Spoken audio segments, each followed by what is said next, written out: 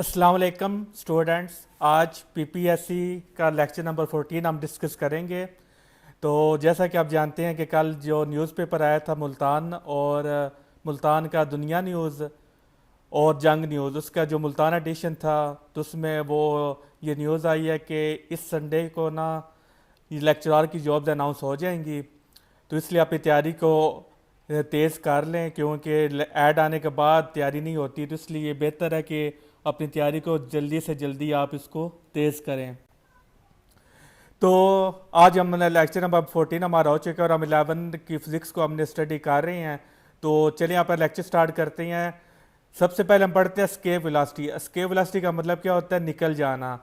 तो ये वो वेलोसिटी होती है जिसकी मदद से हम क्या करती हैं, ग्रेविटेशनल फील्ड से हम निकल जाती हैं।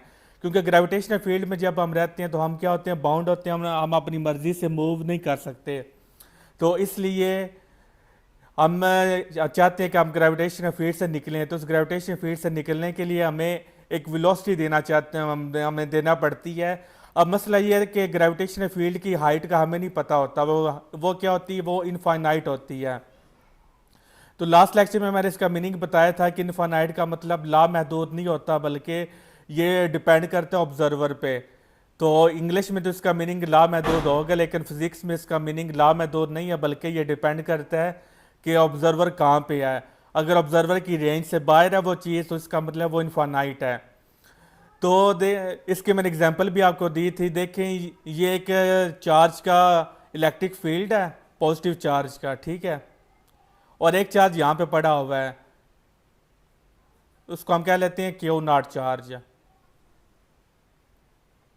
अब देखिए, ये जो क्यू नॉट चार्ज है, इस ग्रेविटेशन फील्ड से क्या ये इनफाइनाइट फासले पर पड़ा हुआ? नहीं, लेकिन ये जो चार्ज है इसके लिहाज से ये प्लस क्यू नॉट ये इनफाइनाइट फासले पर पड़ा हुआ है, क्योंकि इसकी जो रेंज है वो सिर्फ अपना अपना इलेक्ट्रिक फील्ड है, इसके बाद इसकी रेंज ख़त्म हो जाती है।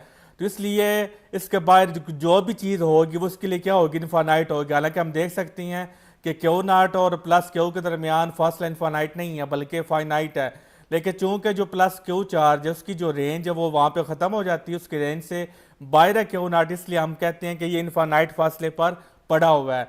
इसलिए जो हमारी रेंज है वो उसमें वो ग्रेविटेशनल फील्ड उससे बाहर है, तो इसलिए हम कहते हैं कि वो उसकी हाइट वो क्या इनफाइनाइट है।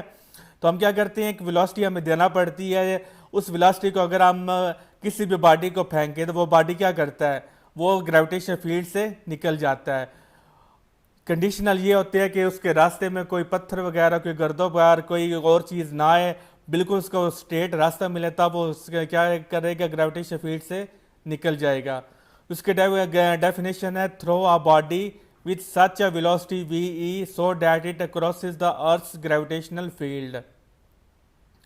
तो for any planet particle escape velocity is, अगर आप सन के लिए मालूम करना चाहते हो, मून के लिए मालूम करना चाहते हो, किसी भी प्लैनेट के लिए आप उसकी जो एस्केप वेलोसिटी मालूम करना चाहते हो, तो ये फार्मूला हम यूज़ करेंगे। इसमें जी ग्रेविटेशनल कांस्टेंट है, ये मैंने बताया था, ये यूनिवर्सल कांस्टेंट होता है। इसमें जो एम है वो मास ऑफ प्लैनेट है, और जो आर है वो उस प्लैनेट से, प्लैनेट का जो रेडियस है वो उससे डिस्टेंस है, उसको हम आर कहते हैं।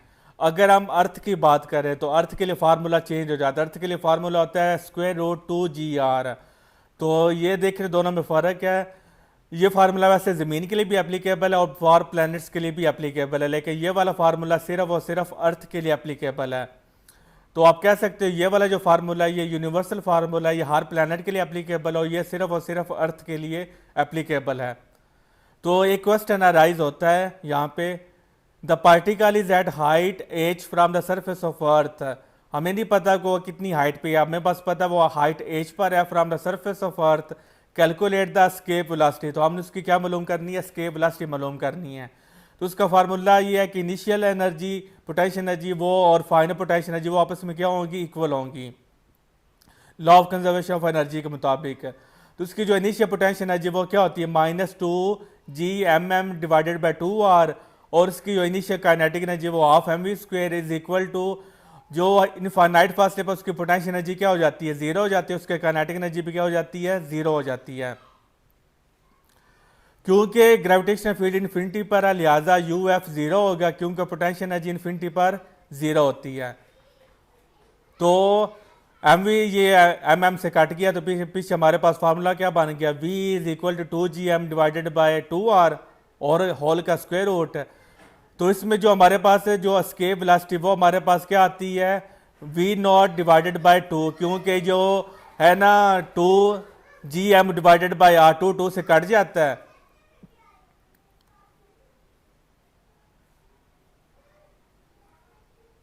तो अब देखिए जो gm डिवाइडेड बाय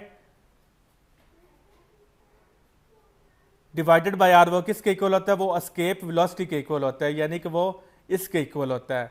और नीचे डिवाइडेड बाय जो 2 है ये इससे हम क्या कर देंगे, उसको डिवाइड कर देंगे, तो फिर हमारे पास क्या बन जाएगा, वी ई डिवाइडेड बाय 2 का स्क्वायर रूट।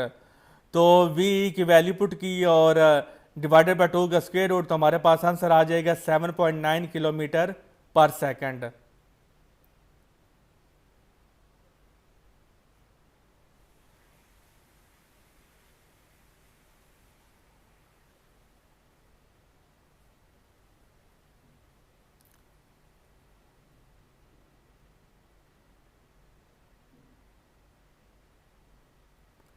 तो 2gm डिवाइडेड बाय आर का स्क्वायर रूट वो किसके इक्वल होता है, वो एस्केप वेलोसिटी के इक्वल होता है अकॉर्डिंग टू दिस फार्मूला।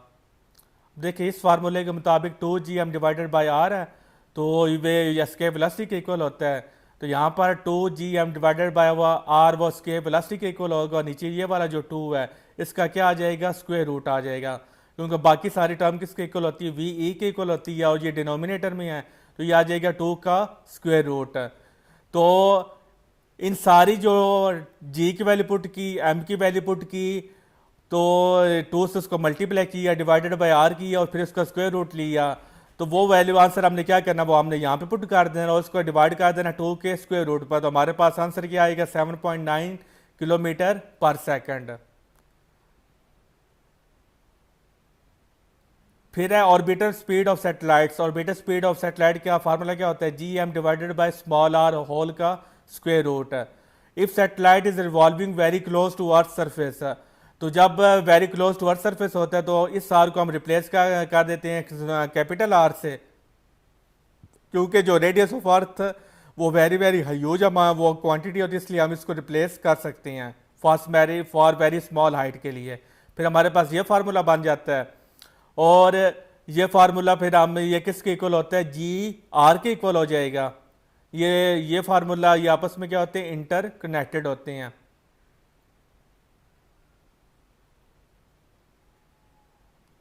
तो वैल्यूज पुट की जी की और आर की, जो रेडियस ऑफ अर्थ है उसका स्क्वायर रूट ले ले तो हमारे पास आंसर आ जाएगा 7.9 किलोमीटर पर सेकंड। तो ये वो स्पीड है जो very very close to earth surface होती हैं, तो इतनी स्पीड से वो क्या करती हैं, रिवॉल्व करते हैं अराउंड द अर्थ। जो very very close to earth होती है, सैटेलाइट्स होती हैं, तो वो इस स्पीड से वो क्या करते हैं, मूव करते हैं। Relationship between V naught and V E, तो वी ई की वैल्यू ये होती है, वी नॉट की वैल्यू ये होती है फॉर अर्थ। तो इधर आ गया तो बाकी सारी टर्म्स कट होगी, तो हमारे पास आंसर आ गया V E is equal to 2 का स्क्वायर रूट वी नॉट, यानी कि जो एस्केप वेलोसिटी वो क्या होती है, वो ज़्यादा होती है, और जो ऑर्बिटल स्पीड होती है वो क्या होती है, कम होती है। ऑर्बिटल स्पीड का जो 2 टाइम्स होता है वो हमारे पास एस्केप वेलोसिटी ऑफ अर्थ होती है। The period of revolution of satellite moving close to earth surface is, अगर हम उसका टाइम निकालना चाहें तो टाइम पीरियड का फार्मूला क्या होता है, 2 pi R divided by we. तो जो वी है वो हमारे पास ऑर्बिटल स्पीड है, तो वो हमने पुट की G M divided by R. तो हमारे पास से सॉल्व करने के बाद आंसर आ जाएगा T is equal to 2 pi R divided by G whole का स्क्वायर रूट। तो जब वैल्यूज पुट की, आर की वैल्यू पुट की, रेडियस ऑफ अर्थ की वैल्यू पुट की, जी की वैल्यू पुट की और 2 पाई की वैल्यू पुट की, तो हमारे पास आंसर आता है 84.6 मिनट्स। यानी कि जो close to surface of Earth है वो कितना टाइम लेंगे, वो 84.6 मिनट लेंगे पूरा जो चक्कर कंप्लीट करने के लिए। For bounded system path will be ellipse or circular and total energy is negative. Bounded system का मतलब है जिसमें वो ग्रेविटेशन फील्ड के अंदर हो, तब पाथ दो तरह के हो सकते हैं, या पाथ एलिप्स होगा या पाथ सर्कुलर होगा, और टोटल एनर्जी हमेशा क्या रहेगी, नेगेटिव रहेगी। और अगर particle for free system, free system के लिए मतलब है कि वो ग्रेविटेशनल फील्ड से निकल गया है, तो टोटल एनर्जी क्या होती है, जीरो। पहले टोटल एनर्जी थी नेगेटिव, अब देख अब आ गई है जीरो, तो यानी कि अब काइनेटिक एनर्जी मैक्सिमम हो गई है, और पाथ हमारा हमेशा, वो पाथ हमारा क्या होगा, पैराबोला होगा। यानी कि बाउंड्री सिस्टम दो तरह के पाथ हैं, डिपेंड ऑन हाइट होता है, एलिप्स और सर्कुलर। तो और फ्री सिस्टम के लिए पाथ क्या हो जाता है, पैराबोला हो जाता है। For free system hyperbola, kinetic energy क्या हो जाती है, टोटल एनर्जी हो जाती है पॉजिटिव। अगर हम उसको बहुत ज़्यादा एस्केप वेलोसिटी से फेंकते हैं तो फिर टोटल एनर्जी क्या हो जाती है, पॉजिटिव, जीरो से भी बढ़ जाएगी, और पाथ हमारा क्या हो जाएगा, हाइपरबोला हो जाएगा। अब types of satellites on the basis of altitude and time period, कि कितनी हाइट पे वो क्या कर रही हैं, वो ज़मीन के इर्द गिर्द रिवॉल्व कर रही हैं। तो उसकी बुनियाद पर हम तीन तरह के हमारे पास सैटेलाइट्स होती हैं, लियो, मियो और जियो। लियो का मतलब होता है लोअर अर्थ ऑर्बिट, यानी ये जो सैटेलाइट्स होते हैं ये ज़मीन के वेरी क्लोज टू ये क्या करते हैं, मूव करते हैं। तो ये कितनी एल्टीट्यूड पे होती हैं, ज़मीन से जो सरफेस ऑफ अर्थ से या रेडियस ऑफ अर्थ से आप कह सकते हो 200 टू 2000 किलोमीटर क्या करती हैं, ये अबव द सरफेस ऑफ अर्थ ये मूव करती हैं। और रेडियस ऑफ अर्थ आप जानते हैं 64,000 किलोमीटर होता है, और ये 2000 किलोमीटर अबव ये सरफेस ऑफ अर्थ से क्या करती है, ये मूव करती है। तो टाइम पे हमारा होगा टी इज इक्वल टू, और टाइम ये कितना लेता है, 1.5 टू 2 आवर्स। एक पूरा चक्कर कंप्लीट करने में ये 1.5 से 2 घंटे ये लेंगे, जो very very close to surface of Earth है। यानी कि सरफेस ऑफ अर्थ से 200 से 2000 किलोमीटर की बुलंदी पर जब ये मूव करते हैं तो ये 1.5 से 2 घंटे लेंगे। मियो होती है मिडल अर्थ ऑर्बिट, यानी कि ये क्या करती हैं, ये ना बहुत ज़्यादा कम हाइट पे होती है, ना बहुत ज़्यादा हाई हाइट पे होती है, ये दरमियानी हाइट पे होती है। इनकी हाइट होती है 2000 से 36,000 किलोमीटर, और ये 12 घंटे लेंगे। अब देखिए जितना जो क्लोज है, अब जिनके ग्रेविटेशन फील्ड से जितना क्लोज है तो वो क्या करते हैं, वो टाइम कम ले रहा है, यानी कि वो जल्दी आपकी स्पीड में, वो उसकी स्पीड तेज़ है। जैसे जैसे आप ग्रेविटेशन फील्ड से आप दूर जा रहे हो, मतलब हाइट आप ज़्यादा होगी, इसका मतलब ग्रेविटेशन फील्ड से आप दूर चले गए हैं, तो अब आप स्लो हो गए हैं सेटेलाइट, तो अब वो टाइम लेंगे 12 घंटे टाइम लेंगे एक चक्कर कंप्लीट करने के लिए। तीसरा एक जियो स्टेशनरी ऑर्बिट, ये जियो स्टेशनरी ऑर्बिट यानी अर्थ का जो ऑर्बिट है जिसमें अर्थ रिवॉल्व कर रहा है, उस ऑर्बिट में क्या करते हैं, उसमें हम इसको फेंक देती हैं, इसलिए हम इसको कहते हैं जियो स्टेशनरी ऑर्बिट। और इसकी हाइट होती है 36,000 किलोमीटर, ये 24 घंटे लेते हैं रिवॉल्व करने के लिए। It revolves around Earth such that it appear stationary from any point of Earth. तो देखिए जो अर्थ भी कितना टाइम लेती है, वो भी लेती है 24 घंटे, और ये भी टाइम कितना लेंगे, 24 घंटे। तो इसलिए ऐसा हमें फील हो गया कि ये ऑर्बिट क्या होती है, स्टेशनरी होती हैं। हालांकि ये मूव कर रही होती है सैटेलाइट्स, लेकिन हम ये कहते हैं कि ये सैटेलाइट्स हमें ऐसे नजर आएंगे ये स्टेशनरी मूव नहीं कर रहे, क्योंकि जितनी स्पीड से जो ज़मीन है वो सूरज के गिर्द रिवॉल्व कर रही है, उस स्पीड से ये भी क्या करते हैं, उस स्पीड से ये मूव कर रही हैं। तो चूंकि जितनी हम स्पीड से मूव कर रही हैं उतनी स्पीड से ये भी मूव कर रही हैं, तो इसका मतलब हमें ये स्टेशनरी नज़र आएंगे। तो आपने देखा होगा जो डिश एंटीना होता है, तो हम बस इस तरह ये वो डिश एंटीना क्या करते हैं, वो हम लगा देते हैं। हम उसकी जो होती है, हम ये नहीं करते कि सुबह उठ के डिश एंटीना हम वो ईस्ट की तरफ हमने उसका रुख मोड़ा और फिर दोपहर या हमने वेस्ट की तरफ मोड़ दिया, तो यानी कि हम उसकी डायरेक्शन चेंज नहीं करते, बस हमने लगा दिया डिश एंटीना, वो उसी जगह पर लगा रहता है। तो अब देखिए अगर ये स्टेशनरी होते तो ज़मीन जो थी वो जो रिवॉल्व कर रही है, ऐसे ज़मीन ऐसे रिवॉल्व कर रही है, अगर ये स्टेशनरी होते हैं तो फिर जो सिग्नल इसको यहाँ से एक सैटेलाइट है, यहाँ से इसको जो सिग्नल मिल रहे हैं तो जाहिर है वो और तरह के सिग्नल होंगे। तो अगर ये स्टेशनरी होते तो ज़मीन ने क्या करना था, ज़मीन ने रिवॉल्व करके यहाँ पे पहुँच जाना था, और फिर ये जो स्टेशन, ये जो ऑर्बिट था, इसने भी क्या करना था, वो इसने यहीं पे मौजूद रहना था। तो फिर हमें क्या करना था, जिसका हमने डायरेक्शन को चेंज करनी थी। लेकिन हम जो डिश एंटीना होता है वो हम डायरेक्शन को चेंज नहीं करते, बस हम लगा देते हैं। तो यानी कि ये इसका प्रूफ है कि ये स्टेशन नहीं होते बल्कि ज़मीन के साथ ये मूव कर रहे होते हैं, तो इसी तरह ये उसको सिग्नल दे रही होती हैं।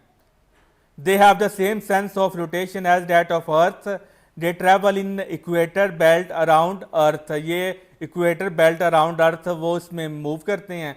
All satellites वो sent most of satellites जो हम satellites भेजते हैं उनमें से ज़्यादातर जो satellites होते हैं वो जियो स्टेशनरी ऑर्बिट में ही हम भेजे जाते हैं, क्योंकि ये ज़मीन के साथ ये मूव करते हैं, तो इसलिए हमें जो जो हमारा डिश एंटीना वगैरह होता है उसको हमें फिर वो चेंज करने की, जो हमारा रिसीवर होता है उसको डायरेक्शन चेंज करने की हमें ज़रूरत नहीं होती, बस हमने उसको सेट करके रख दिया. तो इसलिए ये सारा हम जो हमारा पर्पसेज होती हैं वो उससे फुलफिल हो जाते हैं, इसलिए हम इसको जियो स्टेशनरी ऑर्बिट में भेजते हैं. फॉर वेदर फोरकास्ट और लाइव टेलीकास्ट के लिए जितने भी हमारे लाइव टेलीकास्ट, यानी कि आप कह सकते हैं सारे जो 99% या 90% हमारे जो सेटेलाइट्स हम भेजते हैं वो सारे जियो स्टेशनरी ऑर्बिट में ही मूव करते हैं.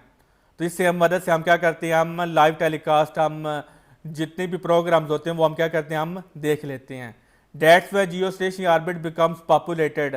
तो अब ये क्या हो रहा है, ये ऑर्बिट क्या हो रहा है, पॉपुलेटेड हो रहा है, क्योंकि हर जो कंट्री है वो इसमें क्या कर रहा है, वो अपने पर्पसेस के लिए इसमें क्या कर रहे हैं, इसमें जियो स्टेशनरी ऑर्बिट को अपने सैटेलाइट्स को क्या कर रहा है, वो इसमें मूव कर रहा है. अब इसमें पहले इसमें सैटेलाइट्स कम थी इस ऑर्बिट में, अब सैटेलाइट्स क्या हो गई, अब सैटेलाइट्स दिन ब दिन ज़्यादा हो रही हैं. तो एक वक्त आएगा कि जब ये ऑर्बिट क्या होगा, ये फुल हो जाएगा. और इसमें ये इशू होता है कि आप एक में डिस्टेंस मेंटेन करना होता है दो सैटेलाइट्स के दरमियान.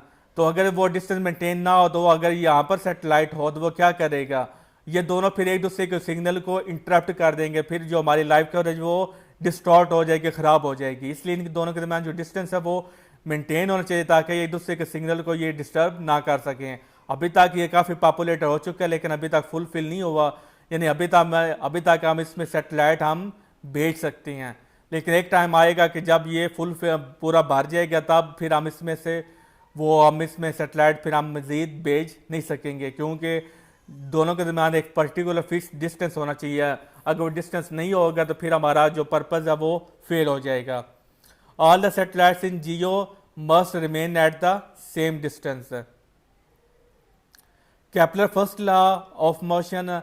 ऑल द प्लैनेट्स, ये जो केपलर था इसने क्या किया था, प्लैनेट्स की मोशन को स्टडी किया था. इसने 3 लॉज दिए थे. इसका पहला लॉ ये कहते हैं all the planets revolve around Sun in close elliptical orbits. इसने कहा कि जो प्लैनेट्स हैं जो सन के गिर्द रिवॉल्व करती हैं वो क्या करते हैं, वो एलिप्टिकल पाथ में मूव करते हैं. मैंने आपको बताया था ग्रेविटेशन फील्ड में जब आप मूव करती हो 2 तरह के पाथ है, एक सर्कुलर है और एक एलिप्टिकल है. तो ये एलिप्टिकल पाथ में मूव करती हैं. और sun is at one focus of ellipse. तो ये जो सन होता है वो सेंटर में नहीं होता बल्कि फोकस पर होता है. एलिप्स का जो सेंटर वो ये वाला होता है और यहाँ पर क्या होता है, एलिप्स का फोकस होता है, इसको हम कहते हैं वन फोकस, और यहाँ पर फिर आगे 2 फोकस एंड सो ऑन. तो ये भी 1 फोकस पर होगा. तो यहाँ पर 2 फोकस, जितना बड़ा एलिप्स होगा फिर 3 फोकस फिर 4 फोकस. तो ये हमारा एलिप्स का सेंटर होता है. यहाँ पर सन नहीं होता बल्कि सन यहाँ पर होता है. और इस पाथ में क्या करते हैं, प्लैनेट्स क्या करती हैं, मूव करती हैं. तो 2 फोकस के दरमियान जो डिस्टेंस है उसको हम कहते हैं मेजर एक्सिस, और यहाँ से लेकर और यहाँ तक जो हाइट होती है पूरी इसकी जो हाइट होती है एलिप्टिकल ऑर्बिट, उसको हम क्या कहते हैं, माइनर एक्सिस कहते हैं. और जो हाफ डिस्टेंस होगा वो हमारा क्या होगा, सेमी मेजर एक्सिस. यानी एक फोकस और सेंटर के दरमियान जो डिस्टेंस होता है उसको सेमी मेजर एक्सिस, और 2 फोकस के दरमियान जो डिस्टेंस होता है उसको हम क्या कहते हैं, मेजर एक्सिस होते हैं. और जो लिप्स की जो हाइट होती है उसको हम क्या कहते हैं, माइनर एक्सिस कहते हैं. उस तरह हाफ जो होगा वो सेमी माइनर एक्सिस और होगा. इसी तरह सोलर सेंटर में नहीं होता बल्कि फोकस पर होता है. और ये एलिप्स की जो इक्वेशन है वो एलिप्स की इक्वेशन ये होती है, इसमें आप जहाँ जो ए होता है वो हमारा होता है सेमी मेजर एक्सिस होता है, और जो बी होता है वो हमारा माइनर एक्सिस होता है. और ई जो हमारा होता है वो एक्सेंट्रिसिटी होती है, ये हमें बताती है कि कोई पाथ कितना एलिप्स होगा. यानी कि ये सर्कल है तो ये हमें ई की वैल्यू जितनी ज़्यादा होगी तो ये हमें बताएगा कि ये सर्कल कितना एलिप्स की तरफ मूव करेगा, यानी ये सर्कल कितना एलिप्स बन सकता है वो हमें बताएगा ई की वैल्यू. तो यानी कि इस इक्वेशन आप बता सकते हैं कि कोई भी जो पाथ वो एलिप्स कितना उसमें होगा, एलिप्टिकल कितना होगा. तो इसकी वैल्यू क्या करेगी, 0 और 1 के दरमियान लाई करते हैं, क्योंकि अगर ई की वैल्यू 0 हो जाए तो वो फिर क्या बन जाता है, वो सर्कल बन जाता है। क्योंकि ई की वैल्यू अगर 0 हो जाए तो ई की पावर 0 हो जाएगी, ई 0 हो जाएगा, तो 1 माइनस ई क्या हो जाएगा, वो 1 ही आएगा। तो ए को 1 से मल्टीप्लाई किया तो फिर आंसर क्या आ जाएगा हमारा, बी और ए आपस में क्या हो जाएंगे, इक्वल हो जाएंगे, तो वो फिर हमारा क्या बन जाएगा, सर्कल बन जाएगा। तो जितनी वैल्यू 1 के करीब होगी उतना ही हमारा वो पाथ हमारा क्या होगा, एलिप्टिकल होगा। और इक्वेशन ऑफ एलिप्स आप जानते हैं, x square divided by x square, ये हमारी इक्वेशन ऑफ एलिप्स होती है, और ये हमारे पास इक्वेशन ऑफ सर्कल होती है। अब देखिए सर्कल में हमारे पास बी स्क्वायर नहीं होता, एलिप्स में बी स्क्वायर होता है।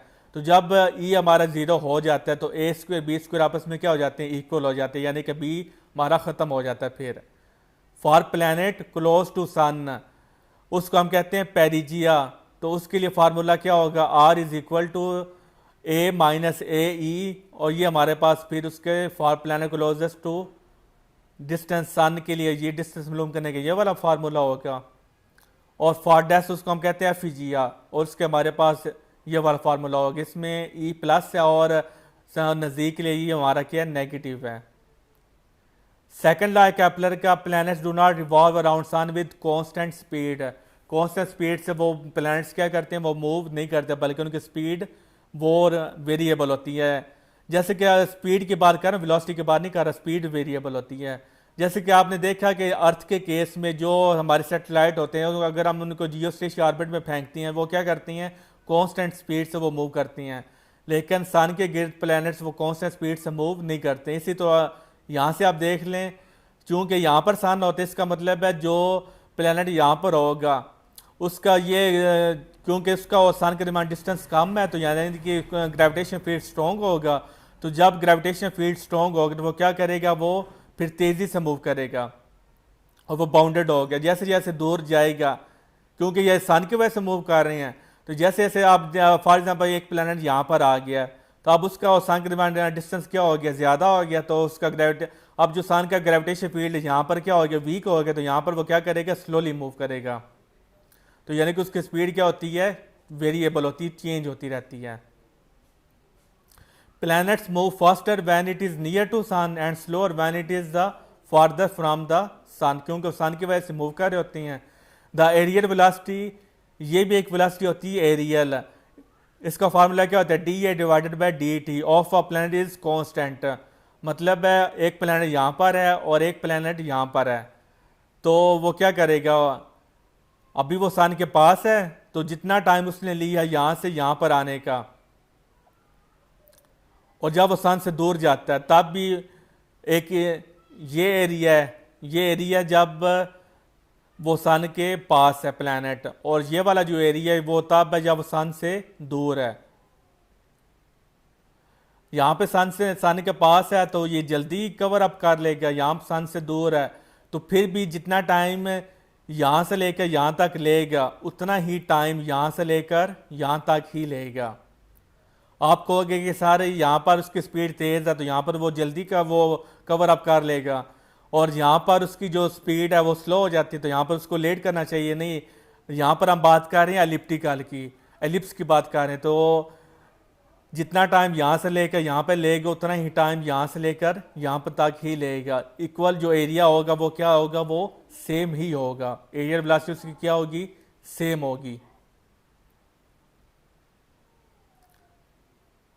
A planet sweeps equal area and equal interval of time around the sun। तो क्योंकि एलिप्टिकल पाथ होता है तो इसलिए चाहे स्पीड उसकी कम होगी लेकिन टाइम उसको जो उसकी स्पीड है वो क्या होगी, वो इक्वल ही होगी। Sweeps equal area in equal interval of time. यहाँ से आपको मजीद मैं क्लियर कर देता हूँ। यहाँ पे टाइम पीरियड का फार्मूला है ये वाला,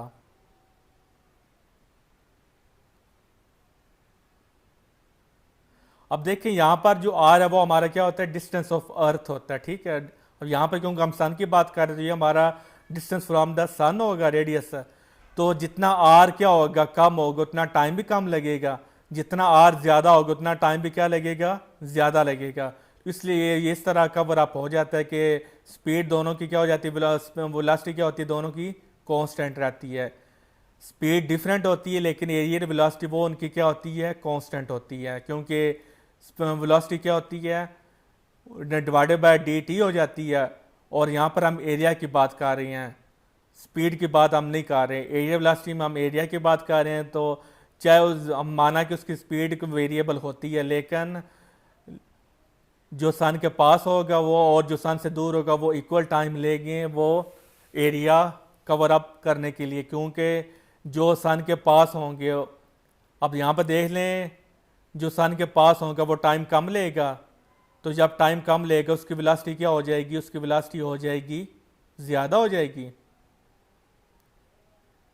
जैसे सन से दूर हुआ तो उसका टाइम क्या होता है, तो आर की वैल्यू जब बड़ी हो जाती है तो जो टाइम पे वो भी हमारा क्या हो जाता है, बड़ा हो जाता है। तो जब ये वैल्यू बड़ी होगी तो फिर वेलोसिटी हमारी क्या हो जाती है, छोटी हो जाती है।